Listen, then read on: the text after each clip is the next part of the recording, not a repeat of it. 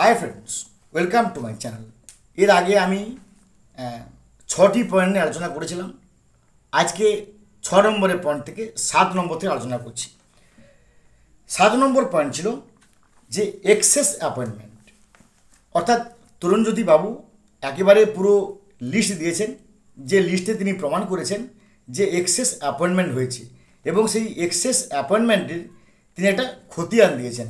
কি খতিয়ান না, তিনি পরিষ্কার করে বলেছেন যে সেই নদিয়া জেলাতে, অর্থাৎ ওয়েস্ট কী বলে পশ্চিম মেদিনীপুরে এই এক্সেস অ্যাপয়েন্টমেন্ট করা হয়েছে 383 জন, নদিয়া জেলায় করা হয়েছে 171 জন, হুগলিতে 83 জন, পূর্ব মেদিনীপুরে 53 জন, পুরুলিয়াতে 15 জন।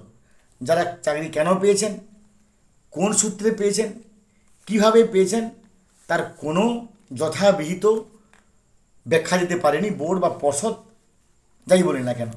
তার মানে এখানে কিন্তু নিশ্চয়ই দুর্নীতির বাতাবরণ আছে, স্বচ্ছ ভাবমূর্তি নেই। এবং এই পয়েন্টটায় কিন্তু কেউ ডিফেন্ড করেনি বা ডিফেন্ডেন্ট হিসেবে কেউ এই বিষয়ে কোনো কথা বলেনি, বা হয়তো বলেছেন আমার জানা নেই। যেটুকু আমি দেখেছি বারবার লাইভ স্ট্রিমিং শুনে, কেউ কিন্তু এই পয়েন্টটাকে ডিফেন্ড করতে পারেননি। তার মানে এক্সেস অ্যাপয়েন্টমেন্ট হয়েছে, এটাকে আমরা ধরে নিতে পারি। নেক্সট 8 নম্বর পয়েন্ট, ইললিগেল অ্যাপয়েন্টমেন্ট। তরুণজ্যোতি বাবু একটা লিস্ট দিয়েছেন, যে লিস্টে তিনি বলছেন যে টাইম টু টাইম মাঝে মাঝে পর্ষদ কাউকে ডেকে পাঠিয়ে অ্যাপয়েন্টমেন্ট দিয়েছেন। যেমন আবার তিনি ডেট উল্লেখ করেছেন 6ই এপ্রিল 2017, 8ই এপ্রিল 2017, 5ই মে 2017, 5ই জুন 2017, 21শে সেপ্টেম্বর 2019।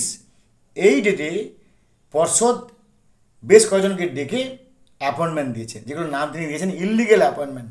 কেন দিয়েছেন, কোন সূত্রে দিয়েছেন, কোন মানে টেট বা অমুক তমুক কোন নিয়মে, এখানে কিন্তু কোনোভাবেই তার ব্যাখ্যা হয়নি বা ব্যাখ্যা দেওয়া হয়নি। তার মানে দুর্নীতি হয়েছে। এরপরে 9 নম্বর পয়েন্টে আসুন। 9 নম্বরটা হচ্ছে সিলেকশান কমিটি। যে কোনো নিয়োগের ক্ষেত্রে একটা সিলেকশন কমিটি থাকে, যে সিলেকশন কমিটি যথাবিহিত সিদ্ধান্ত, তার ডিসিশান নিয়ে সেটাকে নিয়োগ করে। এবার এক্ষেত্রে তরুণজ্যোতি বাবু, কুমারজ্যোতি বাবু, বিকাশ বাবু তিনি একেবারে তথ্য দিয়ে বলেছেন যে সিলেকশন কমিটি হওয়ার কথা ছিল, কিন্তু সেখানে না হয়ে এস বসু অ্যান্ড রায় বলে একটি সংস্থাকে তার ভার দেওয়া হয়েছে।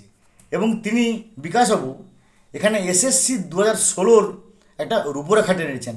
তিনি কি বলছেন যে এসএসসি 2016-তে যেমন নাইসাকে ভার দেওয়া হয়েছিল, ঠিক একই রকম পদ্ধতিতে এখানে ভার দেওয়া হয়েছে এস বসু অ্যান্ড রায় কোম্পানিকে।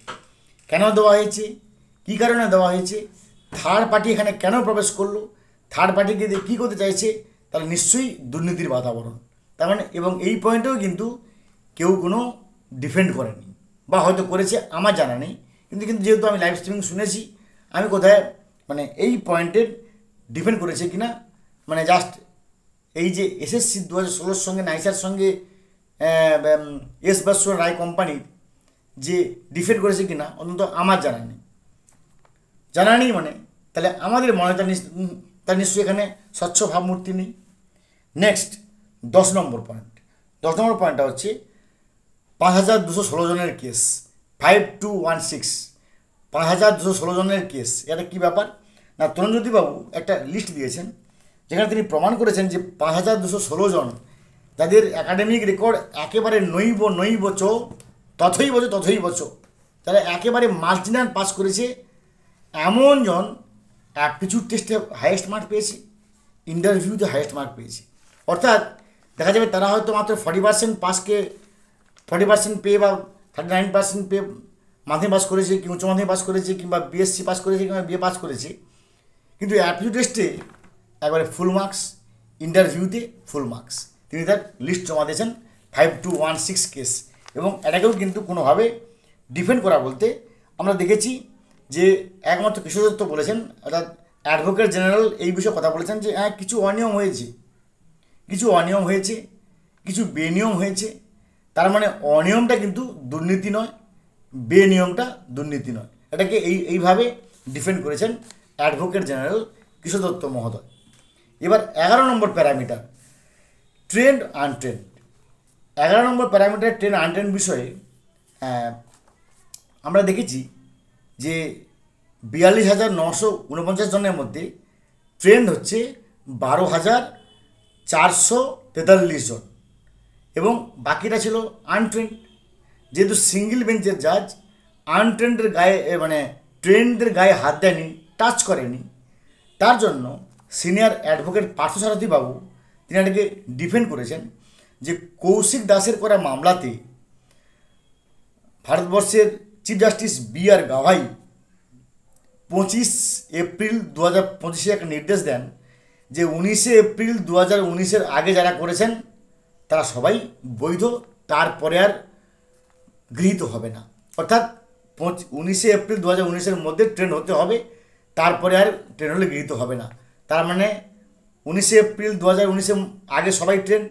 তার মানে সিঙ্গেল বেঞ্চে জাজ যে বলেছেন যে আমি ট্রেন্ডের গায়ে টাচ করব না, তাহলে আমরা সবাই ট্রেন্ড, তাহলে আমাদের সবাইকে টাচ করা যাবে না, তার মানে সবাইকে আমার চাকরি ফিরিয়ে দিতে হবে। এই ব্যাপারটা কিন্তু পার্থক্য বলেছেন, যদিও এটা ভালো একটা ডিফেন্ডেন্ট, এই বিষয়ে আমি কোনো মন্তব্য করছি না। নেক্সট 12 নম্বর পয়েন্ট, এক্সেম্পটেড ক্যাটাগরি। এই প্রশ্নে একটা লিস্ট দেওয়া হয়েছে যারা পিটিশনার্স, যে কারা কারা এক্সেম্পটেড হওয়া উচিত গভর্নমেন্ট নিয়ম অনুযায়ী। যারা ল্যান্ড লুজার্স, যারা enumerators, ex census employees etcetera etcetera, যারা ক্ষতিগ্রস্ত তাদেরকে চাকরি দেওয়া, যার নাম আছে এক্সেম্পটেড ক্যাটাগরি। কিন্তু এক্ষেত্রে পিটিশনার্সরা তালিকা দিয়েছেন যে এমন কিছুজন চাকরি পেয়েছেন যারা না ল্যান্ড লুজার, যারা না হচ্ছে এক্স সেন্সাস, না হচ্ছে ইনিউমারেটার্স, না ex soldiers, ex army etcetera etcetera, অর্থাৎ যতগুলো প্যারামিটার আছে এক্সেম্পটেড ক্যাটাগরি তার কোনোটাতে তিনি পড়েন না। তার মানে দুর্নীতি হয়েছে, তার মানে নিশ্চয়ই স্বচ্ছ নয়। এবং এক্ষেত্রেও কিন্তু আমরা দেখেছি অ্যাডভোকেট জেনারেল ওই এক কথা বলেছেন যে হ্যাঁ কিছু অনিয়ম হয়েছে, কিন্তু অনিয়মটাই দুর্নীতি নয় বা বেনিয়মটাই দুর্নীতি নয়, অর্থাৎ এটাই কিন্তু ভালো করে ডিফেন্ড করতে পারেন। নেক্সট 13 নম্বর, টেট পাস না করেও চাকরি হয়েছে এমন লিস্ট জমা দেওয়া হয়েছে হাইকোর্টে। তরুণজ্যোতি বাবু, কুমারজ্যোতি বাবু কিংবা তাদের যে সমস্ত ছিলেন অরিজিনাল পিটিশনার্স, তেনারা লিস্ট জমা দিয়েছেন যে যারা টেট পাস করেনি এমন জন আছে যারা চাকরি পেয়ে বসে আছে। কেন পেয়েছে, কী কারণে পেয়েছে আমি জানি না, তার মানে নিশ্চয়ই দুর্নীতি হয়েছে। এবং এই পয়েন্টটা এখনও পর্যন্ত চ্যালেঞ্জ হয়নি বা ডিফেন্ড হয়নি, বা হয়তো হয়েছে আমার জানা নেই। 14 নম্বর পয়েন্ট, কোনো ওএমআর প্রকাশিত হয়নি। ভাই আমি যদি প্যানেল প্রকাশিত হয় নিশ্চয়ই আমি জানবো যে আমি 25 পেয়েছি কি 30 পেয়েছি কি 35 পেয়েছি, কিন্তু কোনো ওএমআর প্রকাশিত হয়নি। এমনকি ওএমআর যে মিরর কপি, সেই মিরর কপিও কিন্তু এই মুহূর্তে নেই। তার মানে নিশ্চয়ই এটা স্বচ্ছ নয়, এটা অস্বচ্ছ বা দুর্নীতি বাতাবরণ আমরা বলতে পারি। এবং এখান থেকে শুধুমাত্র এটাকে এইভাবে ডিপেন্ড করা হয়েছে যে ডিপিএসসি থেকে তালিকা প্রকাশ করা হয়েছে, তাই প্যানেল প্রকাশিত হয়েছে, হয়তো ওএমআর প্রকাশিত হয়নি কিন্তু প্যানেল প্রকাশিত হয়েছে। শেষ প্যারামিটারে আসি, যে রেকমেন্ডেশন। জলপাইগুড়ি জেলার সেই সময়কার প্রেসিডেন্ট মৌহা গোপের একটা রেকমেন্ডেশন পাওয়া যায়, যে রেকমেন্ডেশনে তিনি রেকমেন্ড করছেন, এটা আমার কথা নয়, এটা তরুণজ্যোতি তিওয়ারি মহোদয় হাইকোর্টে জমা করেছেন, যে মৌহা গোপের একটা তিনি রেকমেন্ড করছেন যাদের নাম্বার একেবারে কম তাদেরকে বেশি নাম্বার দেওয়ার জন্য তিনি সুপারিশ করছেন। এবং এই পয়েন্টটাও কিন্তু কোনোভাবে রেসপন্স হয়নি বা কোনোভাবে ডিফেন্ড হয়নি। তো ফ্রেন্ডস, তাহলে এর আগের দিন আমি অনেকগুলো পয়েন্ট, অনেকগুলো প্যারামিটার আলোচনা করেছি, আজকে এতগুলো পয়েন্ট আলোচনা করলাম।